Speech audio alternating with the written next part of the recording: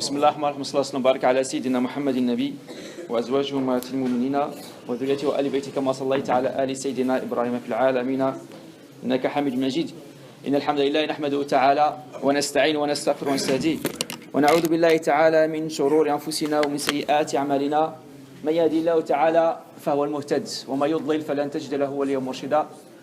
Mes chers frères, assalamu alaikum wa rahmatullahi ta'ala wa barakatuhu. Inch'Allah ta'ala, un autre épisode sur la vie de Muhammad sallallahu alayhi wa sallam que nous avions commencé il y a quelque temps. Et le but, c'est de découvrir la vie de Muhammad sallallahu alayhi wa sallam et de suivre ses pas. Et plus on avance dans la connaissance de Muhammad sallallahu alayhi wa sallam, plus on l'aime. Et bien évidemment, Yawm al-Qiyamah, quand on viendra, en fonction de l'amour de Muhammad sallallahu alayhi wa sallam, on aura un degré de paradis qui est plus élevé. Jusqu'à présent, on a parlé de la vie de Muhammad sallallahu alayhi wa sallam. Il n'y a pas de mal si on fait juste un petit résumé rapide de ce qu'on avait vu jusqu'à présent, depuis la révélation de l'Wahy. Muhammad sallallahu alayhi wa sallam a reçu la révélation à l'âge de 40. À l'âge de 40 ans, il a reçu la révélation.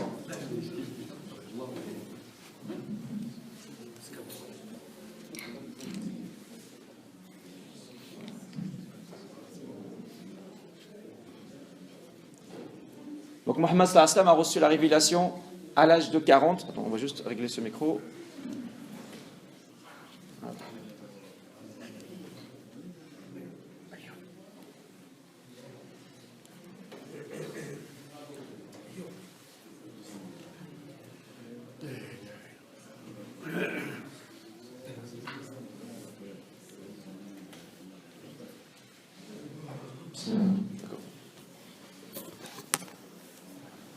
Donc Muhammad sallallahu alayhi wa sallam a reçu la révélation à l'âge de 40. Et à l'âge de 40 ans. On a vu qu'au début, il avait fait l'appel sélectif. Ça veut dire qu'il s'adressait seulement à quelques personnes qui avaient quelques qualités. Il ne s'adressait pas à tout le monde. Il avait un choix. Et les gens, les historiens, ils pensent que c'était un appel discret. Ce n'était pas un appel discret, c'était plus un appel sélectif, parce qu'il a fallu construire une base, et cette base sera la base qui va prendre le message de Muhammad sallallahu alayhi wa sallam. Donc cette époque a duré 3 ans. Après 3 ans, le Nabi sallallahu alayhi wa sallam, il a reçu l'ordre d'Allah Ta'ala lui disant Isda' bima tumar, annonce ce qu'on t'a ordonné.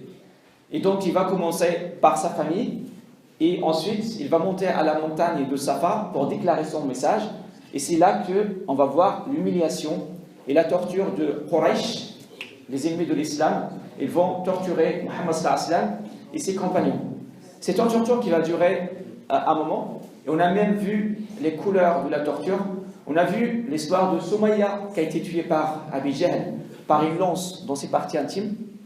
On a vu comment des compagnons ils ont été brûlés, Khubayb ibn al-Arth, qu'on mettait sur les braises.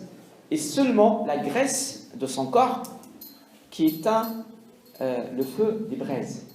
On a vu les couleurs de la torture. Donc ça a commencé à l'année 3 de la révélation. Muhammad sallallahu alayhi wa sallam, il a vu que la torture ne cesse pas d'augmenter. Et il a constitué ce qu'on a appelé Dar al-Arqam ibn Abi al-Arqam. C'est une maison dans laquelle elle réunissait les compagnons pour, premièrement, apprendre la religion, pour leur raconter les histoires des anciens croyants qui étaient là avant même l'arrivée de l'islam et comment la justice a toujours été glorifiée malgré les mécréances, mais également pour leur apprendre aussi le travail en équipe, en gros pour leur apprendre l'islam dans une pratique en groupe. Donc c'était comme une sorte d'académie, c'était comme une sorte de cercle de formation que Muhammad sallallahu alayhi wa sallam avait mis en place. La torture ne cessait pas d'augmenter. Muhammad sallallahu alayhi wa sallam a pensé à autre chose. Il ne faut pas laisser, comme on dit, il ne faut pas laisser les œufs dans le même panier. Il faut faire en sorte d'envoyer quelques croyants quelque part, histoire de garantir autre abri pour l'islam. Donc il va envoyer une centaine de sahaba, de compagnons, en Éthiopie, Al-Habasha. Pourquoi ? c'était pas par peur. C'était pas par peur. C'est plus pour avoir une autre terre de l'islam.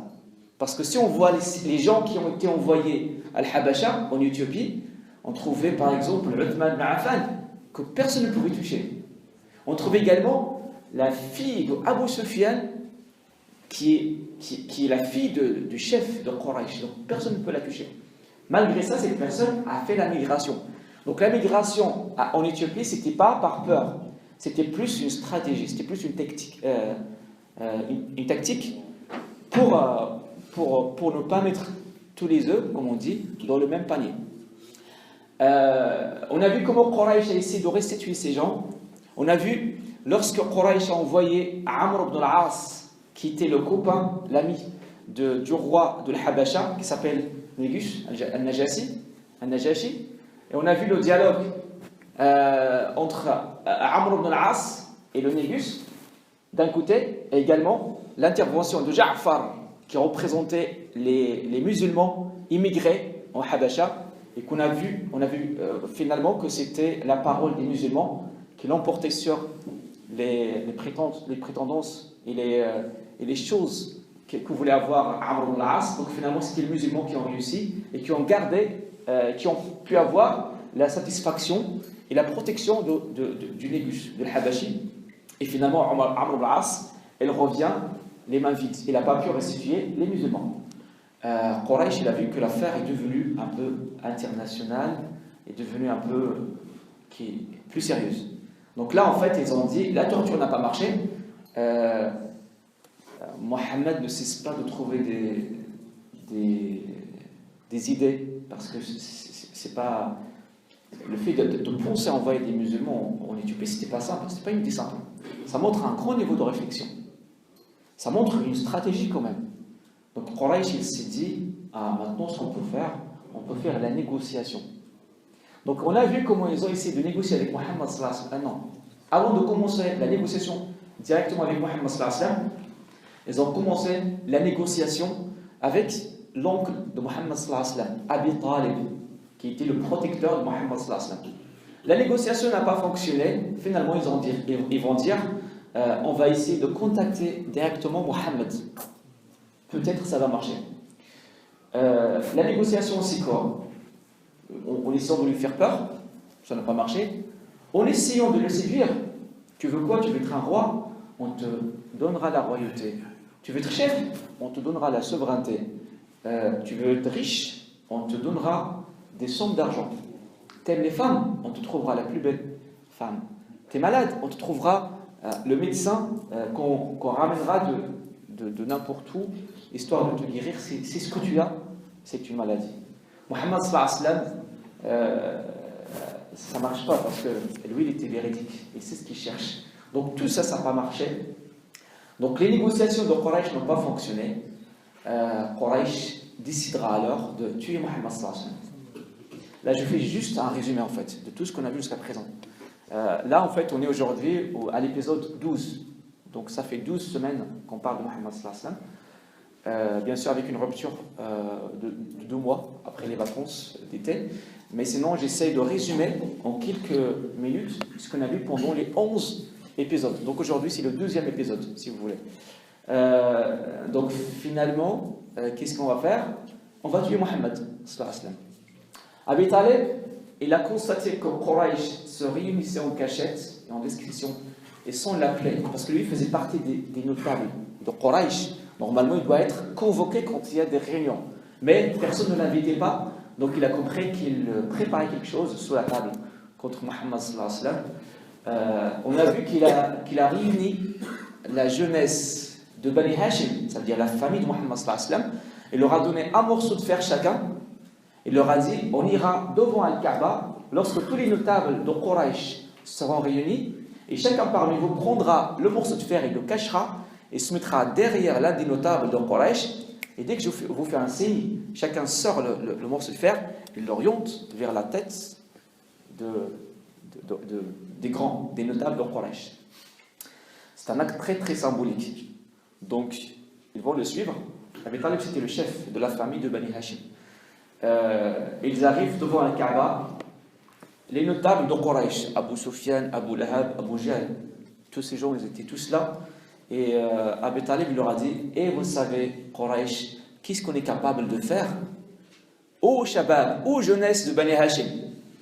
Donc il a fait le signe à la jeunesse, aux jeunes de Bani Hashim, que chacun il a sorti le fer, le morceau de fer, et l'a orienté vers la tête de l'un des notables de Quraysh. C'est quoi en fait la signification de cet acte? C'est très symbolique pour dire, nous avons la possibilité de vous tuer, mais on ne veut pas vous tuer. Si on voulait vous tuer, on aurait pris les couteaux, les lances, les armes. Mais là, c'était juste des morceaux de fer. Mais on aurait pu le faire. Faites attention, on est capable la prochaine fois de le faire. C'est une manière pour montrer qu'on est capable de le faire. C'est également une manière pour dire, faites attention, toute la famille de Bani Hashim, elle est soudée avec Mohammed. Sachant que la famille de Bani Hashim, ils n'étaient pas tous des croyants, ils n'étaient pas tous des musulmans. Il y avait des musulmans et des non-musulmans. Mais la tradition à l'époque faisait que l'appartenance à une famille fait que la famille te protège. Donc Mohammed faisait partie d'une famille, d'une grande famille, cette famille le protégeait. Même si parmi les gens de Bani Hashim, il y avait des non-croyants. Donc Quraysh, il s'est dit, Mohammed n'est pas tout seul. Il a tout Bani Hashim avec lui. Abu Talib, il a su que ce n'est pas la fin. Il a su qu'à n'importe quel moment, Quraysh décideront d'assassiner Mohammed sallallahu alayhi wa sallam, de faire quelque chose contre Mohammed sallallahu alayhi wa sallam. Et l'ordonnera, il dira à la famille de Bani Hashim, tous, on va tous venir dans les collines, dans les montagnes, en fait, entre deux montagnes, l'école. On appelle ça l'école de Bani Hashim, Shi'ab Bani Hashim. On va tous habiter ici, donc chacun laissera sa maison. Et on viendra tous faire une sorte de regroupement et on va mettre Mohammed sallallahu alayhi wa sallam au milieu de ce rassemblement,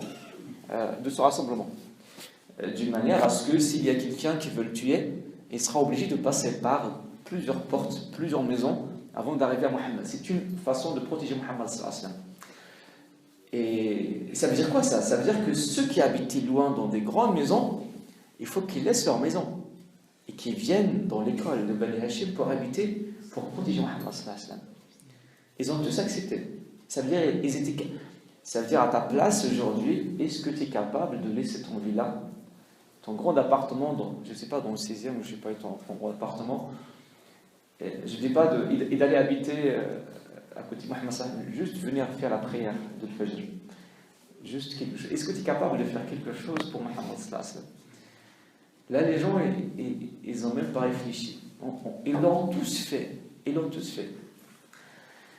Quraysh, lorsqu'il a vu que tous les Bani Hashim s'étaient rassemblés dans l'école de Bani Hashim, ils ont décidé de frapper, de mettre un blocus, Hisar, autour de Mohammed sallallahu alayhi wa sallam et sa famille. Et pour donner une sorte...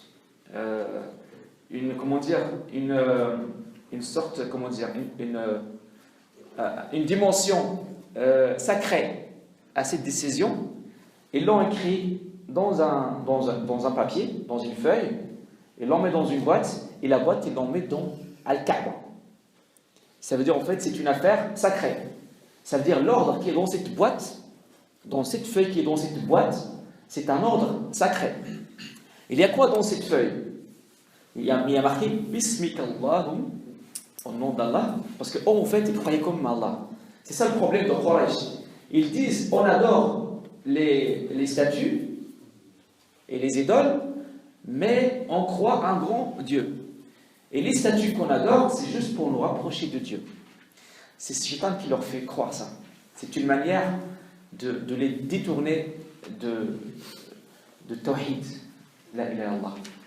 Donc, Shaitan leur fait croire qu'en passant par les petites statuettes, ils vont adorer Allah. Ça veut dire en fait que ces gens, quand même, ils avaient comme une sorte de foi. Ils croyaient en Allah. C'est pour ça, le papier, ils avaient marqué Bismik Allahum. Ceci est l'accord que Quraysh avait décidé. Ne pas donner à manger à la famille de Mohammed. Plus de transactions commerciales avec la famille de Mohammed. Plus de mariage avec la famille de Mohammed. Plus de ceci, plus de cela. C'est vraiment un blocus. Ils avaient cru que la famille de Mohammed allait lâcher l'affaire au bout de 3 jours. Parce que c'est normal, tu n'arrives pas à manger pendant un jour, tu peux patienter. 2 jours, 3 jours, 4 jours, une semaine, ça commence à être trop, on lâche l'affaire. Ok Mohammed, t'es gentil, c'est bien, mais en fait, moi je ne peux pas rester là parce que j'ai des enfants, il faut que vous ayez à l'école, j'ai ma fille, j'ai mon commerce, je ne peux pas rester avec toi Mohammed, donc il y a le blocus, au revoir. Ils avaient cru que la famille Mohammed allait faire ça. Mais non. La première semaine, personne n'a bougé. Le premier mois, personne n'a bougé. La première année, personne n'a bougé. Vous savez, ils n'avaient rien à manger au point où ils mangeaient les futons d'arbres. Ils mangeaient de l'herbe. Les historiens disent que même les selles, les toilettes des compagnons, ils ressemblaient aux selles des animaux. Vous voyez que les animaux, lorsqu'ils font leur toilette, leur selle, ça ressemble à quoi? Et bien en fait, les selles des musulmans de l'époque qui ont subi le blocus ressemblaient à ça parce que tellement ils mangeaient du futon que c'est normal. C'est une opération biologique, ça fait que ça finalement. Subhanallah. La première année, personne n'a bougé. Un seul mot, tu le dis, tu sors. Un seul mot. Dis seulement que je ne suis pas avec Mohammed, on te donnera à manger, on te donnera même un gros appartement dans un grand quartier. J'essaie un petit peu juste de donner des exemples de notre monde d'aujourd'hui. Même Khadija, la femme du prophète sallam, on lui a dit, écoute, toi tu n'es que la femme de Mohammed. Ça veut dire à la base, tu n'es pas de la famille de Bani Hashim. Toi, tu n'es pas concerné par le blocus. Toi, tu viendras vivre ailleurs. Il leur a dit, non, moi je fais partie des fidèles de Mohammed. Je reste avec eux. Même la femme, même les femmes, même les enfants. La première année, la deuxième année, personne n'a bougé. La troisième année, personne n'a bougé non plus. Quoi qu'il arrive, les Qurayshites, ils avaient comme une sorte de dignité. Ils avaient comme un karama, quelque chose en fait. Ils ne peuvent pas se permettre de voir, leurs oncles. Parce que quoi qu'il arrive, la famille Mohammed et les autres familles, il y a quand même des liens de famille. C'est des voisins, c'est des cousins éloignés, donc il y a quand même des rapports. Il y a des alliances également, ils se disent jusqu'à quand nous on va manger et Bani Hashim ne vont pas manger. Il y a 3 des notables de Quraysh qui ont décidé d'arrêter le blocus. Ils ont dit ce qu'on va faire demain, c'est qu'on va aller devant Al-Kaaba et tous, on va essayer de dire on est contre le blocus. Mais bien sûr, on ne va pas se mettre dans un même endroit parce qu'ils vont comprendre que c'est une mise en scène. Ils vont comprendre que c'est un accord, qu'on est venu avec cet accord. Le but, c'est qu'on se dispatche et que chacun essaye de le dire d'un côté, donc toi de l'autre côté, l'autre de l'autre côté, et qu'on donne en fait une impression que c'est un avis général. Donc effectivement, ce qui s'est passé, ils arrivent, et le premier dit, jusqu'à quand nous on va manger, et Bani Hashim ne vont pas manger, je suis contre le blocus. Il l'a dit de l'autre côté, de la gauche, il y a un autre qui dit, moi aussi je suis d'accord, l'autre aussi il a dit, je suis d'accord, donc tout le monde commence à discuter, ça crée quand même une sorte d'avis public. Donc il y a des gens maintenant qui commencent à se dire, il y a comme une sorte de pression sur les grands notables de Quraysh pour lever le blocus. Et ils allaient lever le blocus, mais juste avant, il y a un grand événement qui arrive, qui va se passer. Mohammed sallallahu alayhi wa sallam recevra la révélation, al-Wahy, Jibril alayhi salam, qui viendra dire, ô Mohammed, est-ce que tu sais qu'Allah a envoyé une insecte hashara, pour manger le papier qu'ils avaient écrit, et que seulement une petite partie qui est restée de ce papier, dans laquelle il y a marqué Bismikallahum, au nom d'Allah, au nom de Dieu, c'est un miracle. Mais pourquoi le miracle n'était pas venu au début?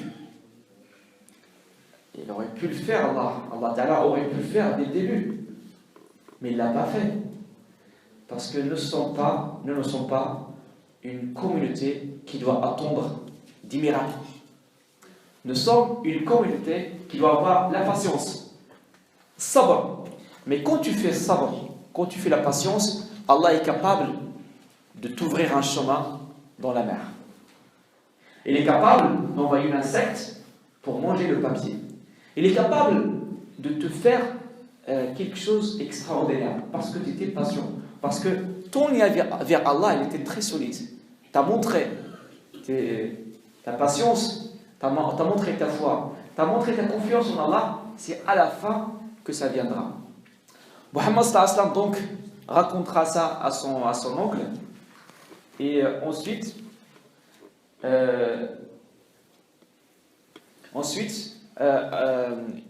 son oncle qui a Abi Talib bien sûr, son oncle lui dit non, son oncle en fait il entend cette information, il est content, et il va voir les notables de Quraysh pour leur dire mon neveu m'a dit que Allah a envoyé l'insecte pour manger le papier.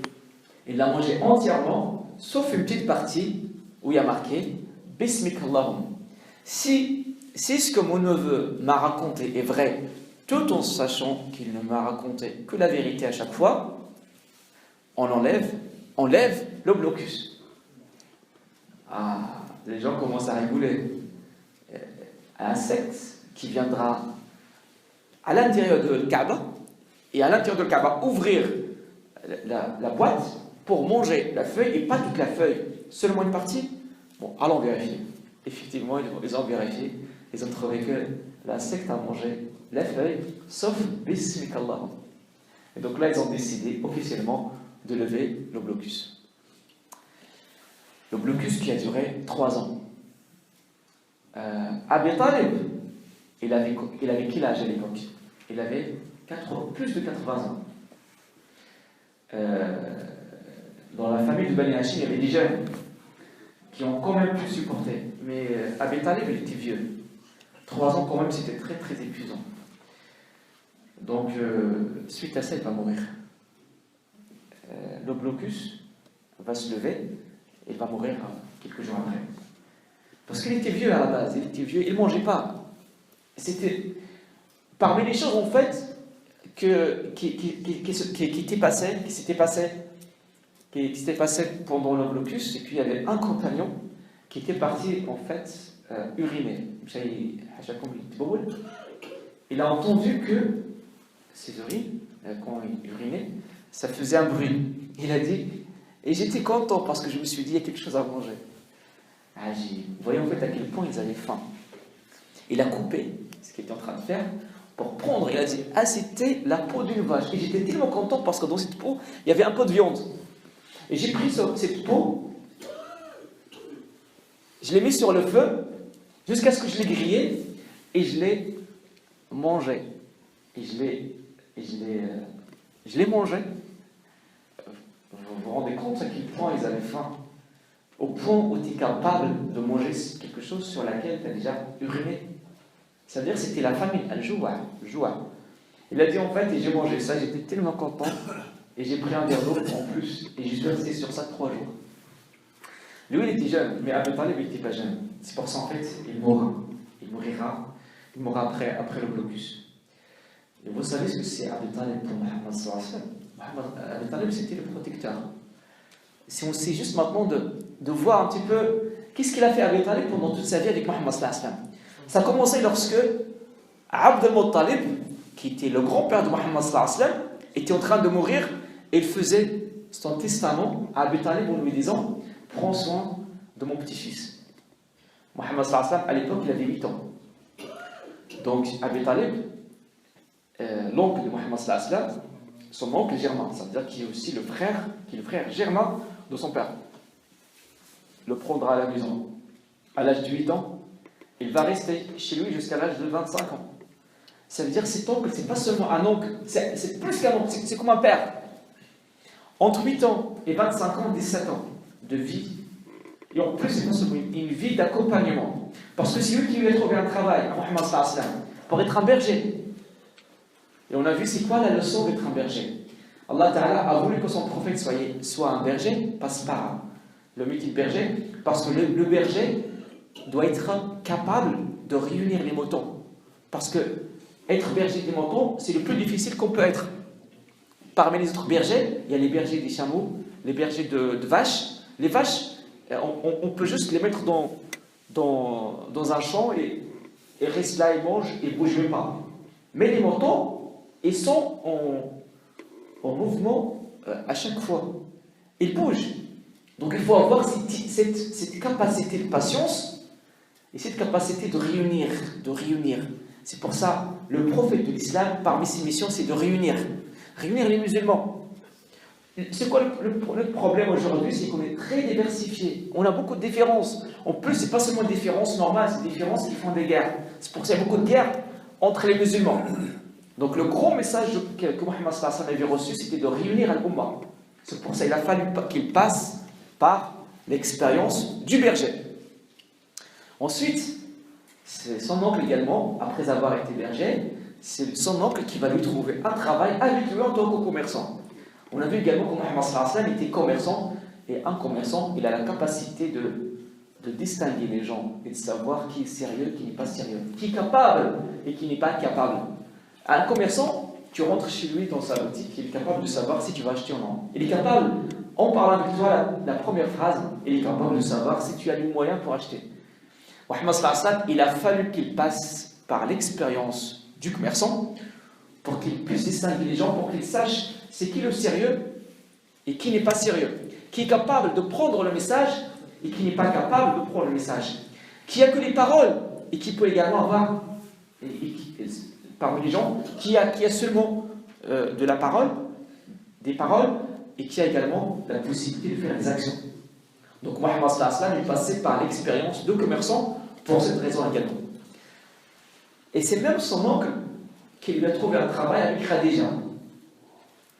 Et c'est son oncle qui s'est levé le jour où Mohammed sallallahu alayhi wa sallam avait demandé le soutien de sa famille. Abi Talib, il s'est levé en disant: Imdi ibn akhi, fa wallahi inni la amna'uka ma hayit. Vas-y, mon neveu, par Allah, je te protégerai tant que je suis vivant.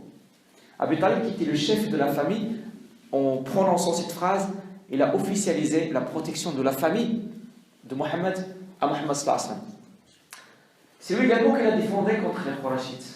C'est lui à chaque fois c'est lui qui a demandé à Bani Hashim de venir s'installer ensemble pour protéger Mohammed sallallahu alayhi wa sallam. Donc c'était plus qu'un oncle. Donc vous imaginez la tristesse de Mohammed sallallahu alayhi wa sallam en perdant son oncle. Il a perdu la protection à l'extérieur. Il a perdu la protection à l'extérieur. Cette année va s'appeler l'année de tristesse. C'est normal. Il a perdu son oncle. Le pire, c'est que 3 jours après, il va perdre également sa femme, Khadija. Khadija qui n'était pas seulement une épouse pour Mohammed sallallahu alayhi wa sallam. Ça commençait par des relations de travail au début. Il lui a fait confiance.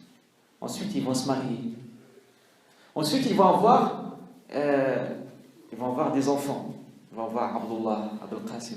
Ils vont avoir les filles, Zainab, Ruqayya, Kalthoum, Fatima Zahra.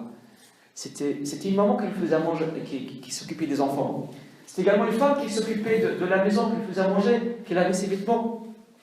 C'était une femme, lorsque Mohammed sallallahu alayhi wa sallam allait dans la grotte pour la méditation, c'était elle qui est montée la montagne pour rester avec son mari 1 jour, 2 jours.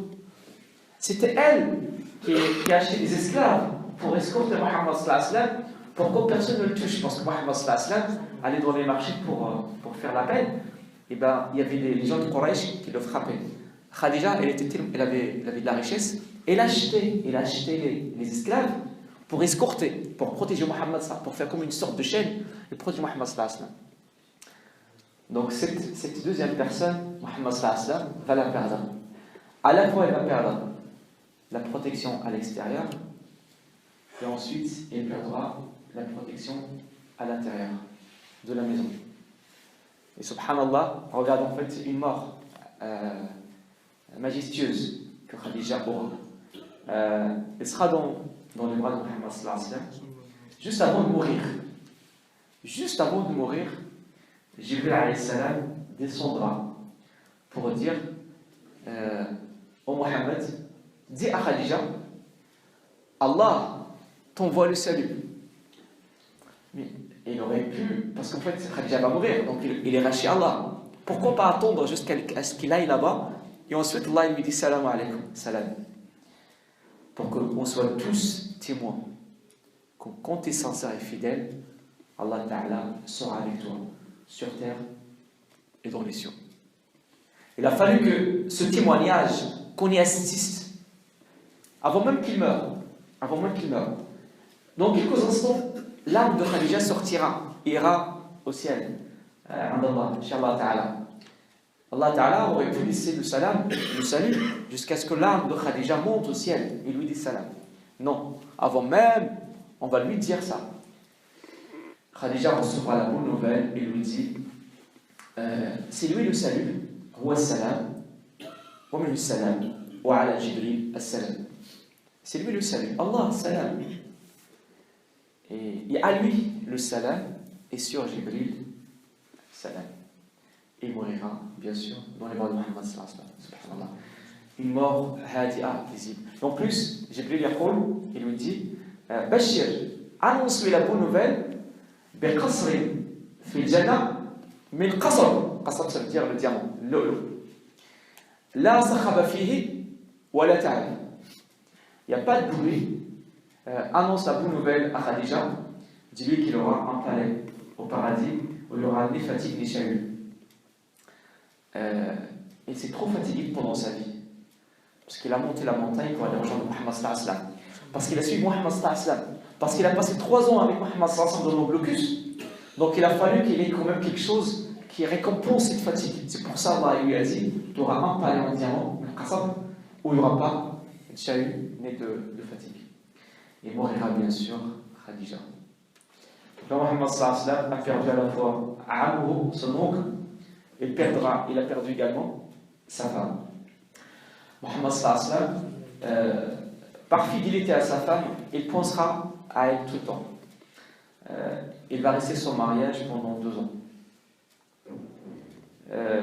C'est également l'occasion pour répondre à une question, les gens qui disent que Muhammad sallallahu alayhi wa sallam avait plusieurs femmes, parce qu'il aime les femmes. Non. Il avait beaucoup de femmes, bien sûr. Mais, regardez en fait. Déjà en fait, la première femme avec laquelle il s'était marié, c'était une femme qui était plus âgée que lui. Lui, il avait 25 ans, elle avait 40 ans. Donc en plus, il est resté avec elle jusqu'à sa mort. Ça veut dire de l'âge de 25 jusqu'à l'âge de 50. Et elle est restée avec elle 25 ans. Et là, pendant 25 ans, Muhammad sallallahu alayhi wa sallam a eu une seule femme dans sa vie. Ensuite, il va rester pendant 2 ans. Et à la maison, en fait, comme j'ai dit tout à l'heure, il y aura quand même Ali, il y aura Zayd ibn Haritha, il y aura les filles de Muhammad sallallahu alayhi wa sallam, il y aura Mukathoum, Ruqayya et Zaynab. Donc il faut que quelqu'un quand même s'occupe de la maison. Il se trouve qu'il y avait une femme, une vieille femme qui s'appelle Saouda bint Zum'a, qui était en Éthiopie, qui revenait de la Mecque parce que son mari était mort. Une vieille. Et pour la protéger, Muhammad sallallahu alayhi wa sallam se mariera avec elle. Alors, il est où l'amour des femmes? Pourquoi les gens ils disent que Muhammad sallallahu alayhi wa sallam s'est marié avec beaucoup de femmes parce qu'il aime les femmes? Même la deuxième femme avec laquelle il se marie, c'est une vieille femme. Et en plus, c'est plus pour la protéger. Parce que ça ne se fait pas de dire à l'un des compagnons, marie-toi avec elle. Ça ne se fait pas. Donc Muhammad sallallahu alayhi wa sallam, c'est lui-même qui se mariera avec elle. C'est seulement lorsqu'il ira à Médine qu'il aura d'autres femmes. Je ne sais pas si vous connaissez tous les femmes de Muhammad sallallahu alayhi wa sallam. Il avait combien de femmes? 12. Moi je connais 12. 12. On les liste. Je connais Goliath. Ça commence par Khadija. Khadija, la première. La deuxième, je viens de le dire. Saouda bint Zum'a. Ensuite, il y aura Aïcha, la fille de Abu Bakr. Ensuite, il y aura Hafsa, la fille de Omar. Je terminerai bien sur la liste. Mais à chaque fois que Muhammad sallallahu alayhi wa sallam se mariait avec une femme, c'était pour un message. Il s'est marié par exemple avec Zaynab bint Jahsh, qui est divorcée, pour nous dire il n'y a pas de mal de se marier avec une femme divorcée. Parce que dans quelques traditions, il y a des gens qui considèrent qu'une femme divorcée, c'est un mal. Ah, elle est divorcée, donc il a un problème. Il ne faut plus se marier avec elle. Muhammad sallallahu alayhi wa sallam, il a dit non, il n'y a pas de souci. On peut se marier avec une femme s'il est divorcé, il n'y a pas de problème. La preuve, je me marierai avec Zaynab bint Jahsh. On continue la liste. Khadija, Saouda bint Zam'a, Aïcha, Hafsa, Zainab bint Jahsh, Maryam al-Qibtiyya. Maria, non, Maria al-Qibtiyya. Ensuite, il y a une deuxième Zainab. Ensuite, il y a Maïmouna. Ensuite, il y a Salama. Ensuite, il y a Habiba, bint Abi Sufyan. Ensuite, il y a Safiya bint Huyay ibn Akhtab. C'est 12 que j'ai listé. 12, j'ai rien oublié. Bon, donc 12 femmes. Et chacune s'était mariée avec elle dans des circonstances particulières. Des fois, il se mariait avec une femme parce qu'il sait que dans ce tribu, on peut avoir des attaques. Donc, on va se marier avec leur fille pour éviter la guerre. Par exemple, bon, à chaque fois, en fait, il y avait une raison. Donc, c'est juste une occasion pour moi de répondre et de parler de ceux qui disent que Mohammed sallallahu alayhi wa sallam s'était marié avec beaucoup de femmes parce qu'il avait beaucoup d'excitation et qu'il aimait beaucoup de femmes. Non, c'était pas pour ça. Donc Mohammed sallallahu alayhi wa sallam, là en fait, dans cette année de tristesse, perdura son oncle et sa femme. Et là, je vous raconte pas. La torture reviendra. Encore, et encore, de pire en pire. Parce que ceux qui protégeaient Mohammed sallallahu alayhi wa sallam n'étaient plus là. Et en plus de ça, les Qurayshites, ils ont fait comme une sorte de... C'était vraiment stagné. Il y avait une sorte de stagnation. Plus personne ne voulait rentrer en islam. Et les Qurayshites, ils étaient très sévères de ce côté. Mohammed sallallahu alayhi wa sallam, il a dit maintenant à la Mecque, c'est plus possible de diffuser l'islam. Essayons de voir d'autres horizons. À côté de la Mecque, il y a une ville qui s'appelle, un petit village qui s'appelle Taïf. Taïf, c'est un petit village dans lequel il y a un tribu qui s'appelle Taqif. Taqif, c'est un tribu qui est rival, Munafis, rival de Quraysh, dans l'argent, dans la richesse et dans la considération, la considération sociale. Mohammed sallallahu alayhi wa sallam s'est dit, je vais aller voir les gens de Taïf pour voir s'ils peuvent me protéger, si je peux avoir quelque chose que je n'ai pas pu avoir avec les Qurayshites. À Taïf est à 100 km de distance de la Mecque, donc c'est pas vraiment à côté. Mohammed sallallahu alayhi wa sallam, avec quel âge? Il avait 50 ans, 50 sana. Donc ce n'est plus la jeunesse. Et en plus, il faut qu'il fasse le voyage d'une manière discrète. Parce qu'aujourd'hui, les Qurayshites le torturent et lui font toutes les sortes d'humiliations. Imaginez qu'est-ce qu'ils vont faire s'ils s'aperçoivent que Mohammed est parti demander l'aide du tribu rival. Ça va être encore plus pire. Surtout si le tribu rival refuse. Imaginez Taïf refuse et Mohammed revient. Quraysh vont lui dire quoi? Ah, tu voulais avoir de l'aide de nos ennemis. Et là, en fait, ils auront toutes leurs raisons, entre parenthèses, leurs raisons pour le torturer encore plus. Parce qu'ils vont considérer que c'est un traître qui était chercher les ennemis contre eux. Donc il faut vraiment que le voyage se passe en toute discrétion. Donc il ne va pas prendre de monture, il ne va pas prendre d'âne ni de chameau. Pourtant, il avait la possibilité de demander à Abu Bakr al-Siddiq. Abu Bakr al-Siddiq, c'est l'un des riches de Quraysh. Et il pouvait lui demander une monture. Il pouvait également la demander à Uthman. Mais il ne va pas la faire, parce que si les Quraysh voient la monture, ils vont comprendre que Mohammed prépare quelque chose. Aussi, il ne va pas demander à Abu Bakr ni à Omar de l'accompagner pendant son voyage. Parce que s'il demande à ses deux conseillers de l'accompagner, les Quraysh vont dire il part avec les deux conseillers, donc il part pour une affaire politique, pour une affaire. Donc ce n'est pas seulement un petit voyage.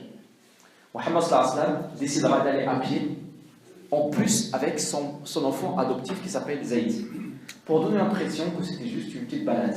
Juste une petite balade. Donc il va faire le trajet à pied. Il va faire en combien de temps? Il va faire en 4 jours. C'est parce que c'est pas à côté. En 4 jours, il va faire ce voyage. 4 jours, et c'est une route qui monte.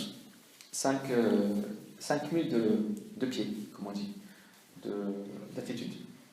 Donc il faut qu'il monte les montagnes à l'âge de 50 ans, dans le désert, la chaleur de la Mecque, et pendant 4 jours. 6 jours et 6 nuits, bien sûr. Et à pied, en plus. Alors, il va arriver, et bien sûr, il ne va pas voir les gens normaux, il ne va pas voir le peuple, il ne va pas voir les gens dans le marché comme il faisait à la Mecque. Et il ira directement voir les nobles, les notables de Taïf. Parce que là, ce qu'il cherche vraiment de la force. Il ne cherche pas les fidèles, il cherche de la force. Il arrivera, les trois étaient assises, il leur dira, il va leur exposer sa cause. Imaginez leur réponse. Le premier lui dira, est-ce que Allah n'a pas trouvé mieux que toi pour nous envoyer le message? Donc, déjà en fait, on comprend en fait la tendance des réponses des autres. Est-ce que Allah n'a pas trouvé mieux que toi? Ça veut dire toi, tu ne mérites pas d'être un prophète. Le deuxième lui a dit, soit tu es vraiment un prophète, donc tu es tellement majestueux, tu es tellement grand que je ne peux pas te parler, soit tu es un menteur, tu es tellement petit et je ne peux pas te parler non plus. C'est-à-dire dans tous les cas, je ne te parlerai pas. قالوا يا اما انت نبي فانت كبير باش نتكلم معك، ما نقدرش نتكلم معك، او انت راك صغير، او لا انت كذاب ما نقدرش نتكلم معك لانك كذاب. يعني في جميع الحالات ما نتكلمش معك. Dans tous les cas, il se moque. كيتفل عليه, il se moque de lui. Le troisième lui a dit, et tu sais, même si je te vois accroché au rideau de Kaaba, jurer que tu es un prophète, je ne te croirai jamais. والله لو رأيتك متعلقا بأستار الكعبة تقسم بأنك رسول الله ما صدقتك. Mohammed sallallahu alayhi wa sallam, qu'est-ce qu'il va faire? Après 4 jours de voyage, avec tout ce qu'on a dit, à pied et dans toute la galère, qu'est-ce qu'il fera? Il leur a dit, ok, vous voulez pas me suivre? Ok, juste gardez la discrétion et ne dites pas, on met quoi à Quraysh que je suis venu demander votre aide. Ah, il y a un qui se lève. Ah non, c'est la première des choses qu'on va faire. Et là, appelé son esclave, lui a dit, va tout de suite, va maintenant à la Mecque et informe les Qurayshites que Mohammed est venu demander notre aide contre eux et prends une monture, prends un cheval pour que tu arrives avant lui afin que Quraysh prépare une bonne réception à Mohammed quand il va arriver. Quand on voit en fait les portes commencent à se fermer. Mohammed sallallahu alayhi wa sallam leur a dit, vous ne voulez pas me suivre et vous ne voulez pas garder la discrétion. S'il vous plaît, laissez-moi partir.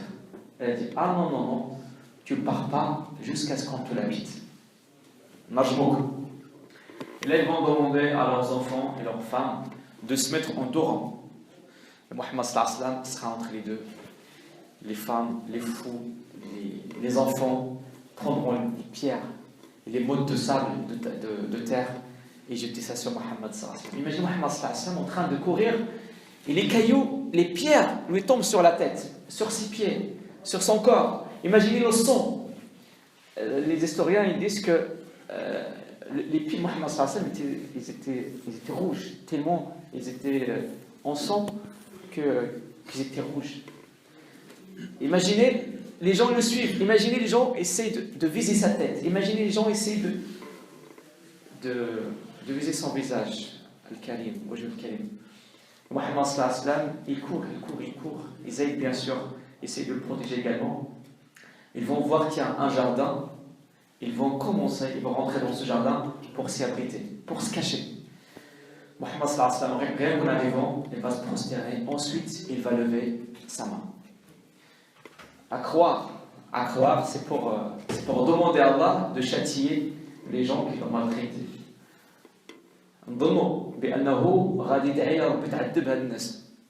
Jamais Mohammed sallallahu alayhi wa sallam ferait ça. Il va dire, c'est même pas une invocation, c'est comme une sorte de méditation Munajat, une discussion avec Allah Ta'ala. Allahumma inni ashku ilayka du'afa quwwati wa qillata hilati wa hawani 'ala an-nas anta rabbul mustad'afin wa anta rabbi ila man takiluni ila ba'idin yatahajjamuni am ila qaribin mallaktahu amri illa yakun bika 'alayya ghadab fala ubali. Muhammad sallallahu alayhi wa sallam lève ses mains pour dire je plains ma faiblesse. C'est-à-dire c'est moi qui suis faible. C'est pas eux qui veulent pas croire, c'est moi qui est faible, qui n'avait pas la possibilité, qui peut-être qui n'a pas fait beaucoup d'efforts pour les convaincre. Il se remet en question Muhammad sallallahu alayhi wa sallam pour qu'Allah Ta'ala soit satisfait. Son problème à Muhammad sallallahu alayhi wa sallam, c'est pas demander le châtiment à ces gens. Il s'excuse auprès d'Allah Ta'ala. Oh Allah, c'est moi le foutif. C'est moi qui n'a pas bien fait l'action. Oh Allah, je plains à toi ma faiblesse. Je plains à toi le manque de considération que les gens ont envers moi. Il a mandaté collé. Il a baïdé. À qui tu m'abandonnes? À un loin qui m'attaque, ou à un ennemi, un proche à qui tu m'as fait dépendre. Si tu n'es pas en colère contre moi, je m'en fous. C'est pas mon problème. Je m'en tape en quelque sorte. Du moment que tu n'es pas en colère, Allah contre moi, très bien, c'est pas grave. Même s'il me tue, même s'il tape, c'est pas grave. Ce jardin appartenait à deux personnes de Quraysh qui s'appellent Shayba et Rabi'a. C'était, si vous vous rappelez, lorsqu'on a parlé des négociations, c'était deux parmi les gens qui ont essayé de faire les négociations avec Muhammad sallallahu alayhi wa sallam. Shayba et Rabi'a. Ils ont vu Muhammad sallallahu alayhi wa sallam comment il était, en sanglant, avec le sang, épuisé, vêtements déchirés, épuisés, par terre. Ils avaient comme une sorte de pitié pour Muhammad sallallahu alayhi wa sallam. Quraysh, ça veut dire même les mécréants, ils ont vu ça, ils ont failli pleurer. Ils ont failli pleurer en voyant, subhanallah, Muhammad sallallahu alayhi wa sallam, il a subi beaucoup de choses. Il faut qu'on sache que Muhammad sallallahu alayhi wa sallam, il s'est trop fatigué pour qu'il nous transmette ce message. Il ne faut pas croire que Muhammad sallallahu alayhi wa sallam, il a juste reçu le message, il a transmis, et puis plus rien. Non, il a beaucoup galéré, il a beaucoup souffert. Même les mécréants, ils ont vu Muhammad sallallahu alayhi wa sallam par terre, le sang partout, et ils n'ont pas pu se tenir. Ils ont demandé à leurs serviteurs, ils ont des procès graves de raisin, et dont là Muhammad. Juste un acte de solidarité avec Muhammad sallallahu alayhi wa sallam. Muhammad sallallahu alayhi wa sallam verra ce serviteur s'approcher de lui pour lui donner des raisins et lui dit Bismillah. Et l'enfant, en fait, il a vu cette action de Muhammad sallallahu alayhi wa sallam en disant Bismillah. Il lui a dit par Allah, les gens de cette terre, de cette ville, ils ne disent pas ce mot. Le serviteur, c'est-à-dire l'enfant. Il a dit à Mohammed, ce mot que tu as prononcé, c'est comme s'il voulait lui dire Mohammed, tu es étranger, tu n'es pas d'ici, tu viens d'où? Parce que lui, il ne le connaissait pas. Mohammed sallallahu nous dit tu t'appelles comment? L'enfant lui a dit je m'appelle Addas. Il lui a dit tu viens d'où Addas? Subhanallah, Muhammad sallallahu il a oublié tous les problèmes et toute la souffrance. Il a vu qu'il y a un enfant, il a dit si j'arrive pas à transmettre le message assez notable, autant le transmettre à cet enfant. On lutte sans cesse pour transmettre le message de Muhammad sallallahu alayhi wa sallam. Quwa, fil-aqida, quwa fil-azima. Il lui dit tu viens d'où Addas? Il lui dit je viens de Ninawa. Ninawa c'est en Irak. Muhammad sallallahu alayhi wa sallam lui dit ah, tu es de la terre de l'homme pieux Yunus ibn Matta. Jonas, c'est le prophète qui a été avalé par une baleine. Inch'Allah, si y a l'occasion, on en parlera un jour, Inch'Allah. Addas lui dit ah, tu le connais? Muhammad sallallahu alayhi wa sallam dit oui, je le connais. Lui, c'est un prophète et moi, je suis un prophète. Addas, dès qu'il a entendu ça, il tombe par terre et l'embrasse les pieds de Muhammad sallallahu alayhi wa sallam. Il est devenu musulman. Subhanallah.